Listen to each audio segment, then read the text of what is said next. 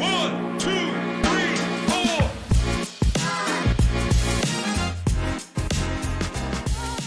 Hello, and welcome back to The Right Hype. If you are new here, my name is Gavon, and this is a podcast where we don't just talk about trends, we interpret risk and opportunity through culture. This is a podcast designed for brand leaders trying to make sense of a world where attention is cheap, visibility is abundant, and trust is increasingly scarce. In the last episode, I introduced the idea of the post-hype economy, an era where speed no longer guarantees relevance, and hype no longer guarantees belief. Today, I want to focus on the human consequence of that shift, the post-hype consumer. This is a consumer that has seen too much. They've been marketed way too often and learned not every loud brand deserves loyalty. They aren't anti-consumption, they're anti-disappointment. They still buy, but they buy carefully, and they follow culture, not campaigns. And they reward brands that feel intentional, grounded, and human, not fast, loud, or overproduced. In this episode, we're going to unpack a couple things. Number one, why belief now travels slower than buzz. Number two, how brand signaling broke under scale and sameness. And number three, what it actually takes to earn trust from a consumer who is done being impressed. This isn't about trends, this is about judgment. Let's get into it. Consumers are tightening their purse strings because they don't believe in brands anymore. Brands once functioned as a social shorthand. Shopping at Target meant something completely different than what it means today. Even Erewhon carried a cultural signal. What you bought quietly communicated who you were, what you valued, and where you belonged.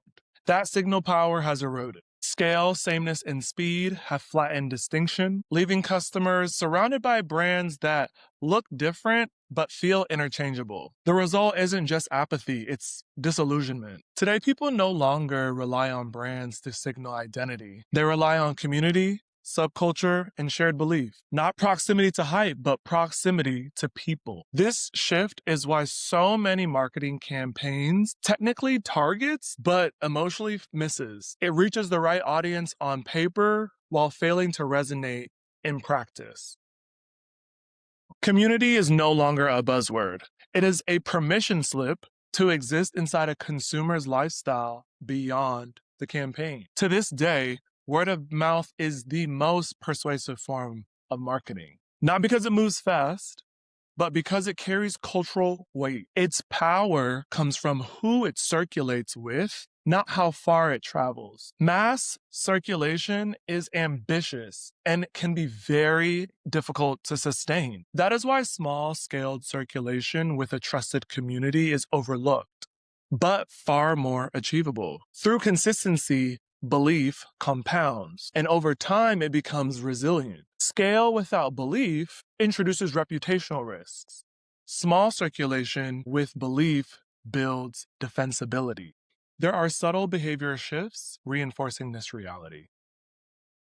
Gatekeeping is back, shopping hauls are increasingly viewed as cringe, and even being labeled a sneakerhead now borders an insult rather than a compliment. At the same time, a normalized love-hate relationship with brands has emerged. Consumers aren't hesitant to publicly critique the companies they support. They are no longer loyal by default. Consumers are self-regulating. They are protecting their identity from brand extraction, and the post-hype consumer is one that is frequently misunderstood. With access to more information, people are sharper about what they like, what they reject, and what feels inauthentic. The post-hype consumer has a refined BS indicator. Confusing these highly discerning consumers for impulsive, easily influenced buyers widens the gap between visibility and belief.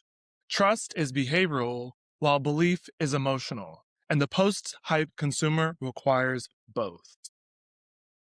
So we've been talking about hype culture since the start of this podcast. And hype culture used to signal taste, instinct, and desire. Now it signals overconsumption, overproduction, and manufactured hype. The post-hype consumer isn't anti-brand, they're anti-hollow brands. They are driven by trust and belief, not novelty. If an idea travels faster than belief, that's hype. If an idea travels with belief, that's trust. That's why word of mouth isn't always loud, but it is effective. This shift requires a fundamental change how audiences are defined. Audience profiles have become a buzzword rather than a navigation tool. Boxes no longer work, and demographics are too rigid to capture how people actually organize themselves, and too uninspired to guide meaningful decisions. What matters now are subcultures, how ideas move between communities, and the values people signal through participation. Subcultures, especially where they overlap, are where mindsets evolve. This understanding doesn't come from dashboards or desktop research. It requires fieldwork, listening, and pattern recognition. And it has to be felt. While audience demographics are flattening, culture is doing the real organizing.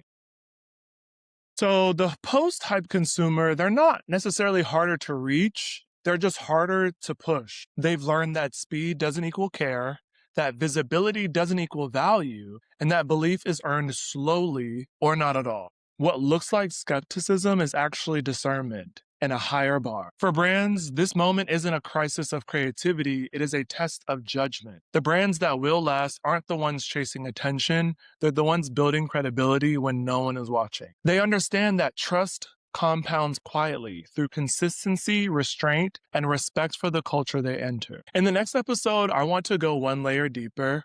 If this episode resonated with you, share it with someone who's building something meant to last. And if you're navigating this shift firsthand, as a founder, strategist, or creative, The Right Hype is here to help you slow down, sharpen your judgment, and build relevance that outlives the moment. I'll see you next time.